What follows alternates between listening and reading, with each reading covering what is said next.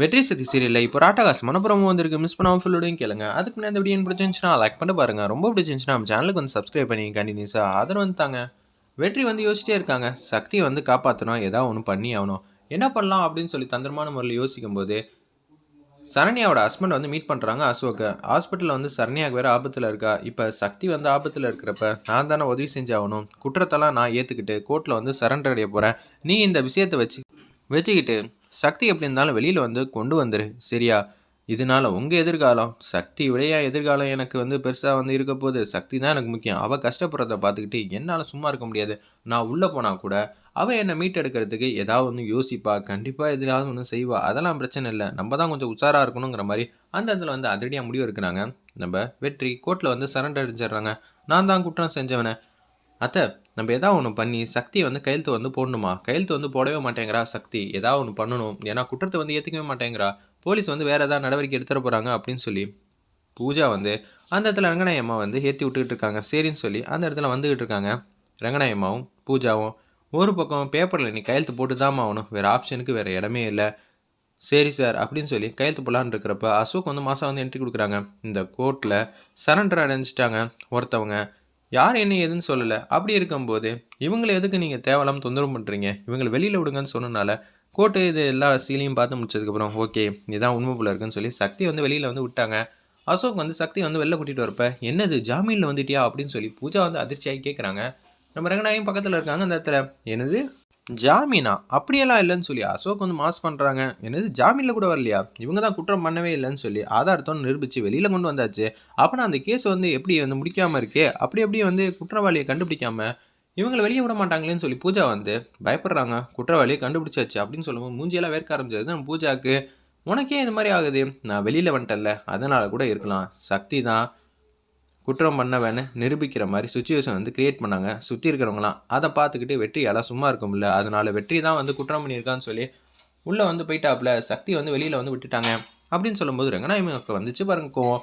நீ செஞ்ச தப்புனால என் பையன் வந்து தண்டனையை அனுபவிக்கணுமா? முதல்ல ஒன்று தெரிஞ்சுக்கங்க அத்தை, நான் இந்த தப்பே பண்ணல. ஆனால் நீங்கள் எனக்கு எதிராக வந்து சாட்சி சொல்வேன்பீங்க. நீங்கள் கண்ணில் வந்து பார்த்தீங்களா? அங்கே போலீஸ்காரங்க பார்க்கும்போது பிரியா வந்து இது மாதிரி இருந்தா. அப்போ தானே நீங்களும் இருந்தீங்க. அப்புறம் என்னமோ நான் வேணும்னே இது மாதிரி பண்ணதை வந்து சாட்சி வந்து சொல்கிறேன்னு நினைக்கிறீங்க. வெற்றிக்கு வந்து எப்படி காப்பாற்றி வெளியில் கொண்டு வரணும்னு எனக்கு நல்லாவே தெரியும். நான் இருக்கும்போது என் புருஷனெல்லாம் கைவிட்டுற மாட்டேன் அப்படின்னு சொல்கிறாங்க. இருந்தாலும் என் மனசு கஷ்டமாக இருக்குது. பாசம் அன்புனா இதான், உங்களை மாதிரி கிடையாதுன்னு சொல்லும்போது பார்த்தீங்களா அத்தை, உங்களையே வந்து திமிரா வந்து பேசுகிறா. என் பையன் உனக்கா உள்ளே போயிருக்கான். அதை நினச்சி நீ வேதனைப்படாமல் கெத்தா பேசிக்கிட்டு இருக்கா பார்த்தீங்களா அத்தைன்னு சொல்லி ரங்கநாயம்மாவும் அந்த இடத்துல பூஜாவும் கண்ணா அப்படின்னா திட்டுறாங்க. நீங்கள் மற்றவங்க பேச்சை கேட்டுட்டு உங்கள் வாழ்க்கையில் நீங்களே வந்து மண்ணள்ளி போட்டுக்கிறீங்க. அது மாதிரிலாம் இனிமேட்டு நடக்கவே நடக்காது, சரிங்களா? என் புருஷன் எப்படி காப்பாற்றணும் எனக்கு தெரியும்னு சொல்லிட்டு ரொம்ப ஃபீலிங்காக வந்து சங்கடமாக வந்து யோசிச்சுட்டு இருக்காங்க. வெற்றியை பார்க்கலான்னு சொல்லி கோர்ட்டுக்கு வந்து போகிறாங்க. அவங்கள தூக்கி உள்ளே வச்சுட்டாங்க போல இருக்குது அந்த இடத்துல. சரின்னு சொல்லி அதுக்கான நாமினேஷன் எல்லாம் தாக்கல் பண்ணிட்டு வெற்றியை பக்கத்துக்காக வந்து ஜெயிலுக்கு வந்து போகிறாங்க. நம்ம சக்தி என்னடா இப்படி ஒரு காரியம் பண்ணி வச்சுருக்க அப்படின்னு சொல்லும்போது ஒன்றை உள்ளே வச்சு பார்க்குற அளவுக்கு எனக்கு மனசில் தெம்பும் இல்லை, உடம்புல சக்தியும் கிடையாது. இதெல்லாம் பார்க்க நீ இருக்கல்ல, உனக்கு ஒரு கஷ்டம்னா அதை பார்த்துட்டு நான் சும்மா இருப்பேன்னு நினச்சியா? அதனால தான் நான் வந்துட்டேம்மா. நான் வந்துட்டு வெளில வந்தேன்னா எந்த பிரச்சனையும் இருக்காது. ஆனால் நீ உள்ளே வந்துட்டு வெளில வந்தேன்னா ஏகப்பட்ட பேச்சு பேசிக்கிட்டே இருப்பாங்க. இன்னொன்று, என் மனைவியை காப்பாற்றணும்னா நான் தானே களத்தில் இறங்கணும். என் மேலே உனக்கு என்ன அம்பிட்டு பாசமா? பாசங்கிறத விட எல்லாமே எனக்கு நீ தான். நீ கஷ்டப்படுறத என்னால் பார்த்துட்டு இருக்க முடியாது. அதனால தான் எல்லாத்தையும் வந்து நான் ஏற்றுக்கிட்டேன். நீ வந்து கண்டிப்பாக யார் குற்றவாளி என்ன எதுன்னு கண்டுபிடிச்சி உண்மையான குற்றவாளியை கூடிய சீக்கிரம் கண்டுபிடிச்சின்னு வச்சுக்கேன். அவங்க வந்து கண்டிப்பாக என்ன வெளியில் விட்டுருவாங்க. அவங்கள தூக்கி உள்ளே வச்சோன்னே சரியா அப்படின்னு சொல்லிட்டு இருக்கப்ப பார்த்தீங்களா அத்தை, இங்கே 2 பேரும் வந்து எப்படியெல்லாம் ட்ராமா பண்ணிகிட்டு இருக்காங்க அப்படின்னு சொல்லி ரங்கநாயம்மா வந்து அந்த இடத்துக்கு வராங்க. என்னடா வெற்றி, இவளுக்காக நீ வந்து உள்ளே போறியா? இதெல்லாம் ரொம்பவே தப்பு இல்லை. யாரை கேட்டுறா முடிவெடுத்த? ஆமாம், நீங்கள் சக்திக்கு அகேன்ஸ்டாக வந்து போக ஆரம்பிச்சிட்டிங்க. உங்களுக்கு ஒரு பிரச்சனைனா நீங்கள் என்ன வேணாலும் செய்வீங்க. அதுவே சக்திக்கு ஒரு பிரச்சனைனா நீங்கள் எதுவுமே வந்து செய்யாமல் ஆதாரம்பூர்வமாக நீங்களே வந்து சொல்கிறேன். நீங்கள் அப்படி இருக்கும்போது எனக்கு எல்லாமே சக்தி தான். நீங்களும் முக்கியம், எனக்கு சக்தியும் முக்கியம். உங்கள் 2 பேரில் யாருக்காவது ஒரு பிரச்சனை இதை மாதிரி வந்துருந்துச்சுன்னா நான் இது மாதிரி தான் செஞ்சுருப்பேன்.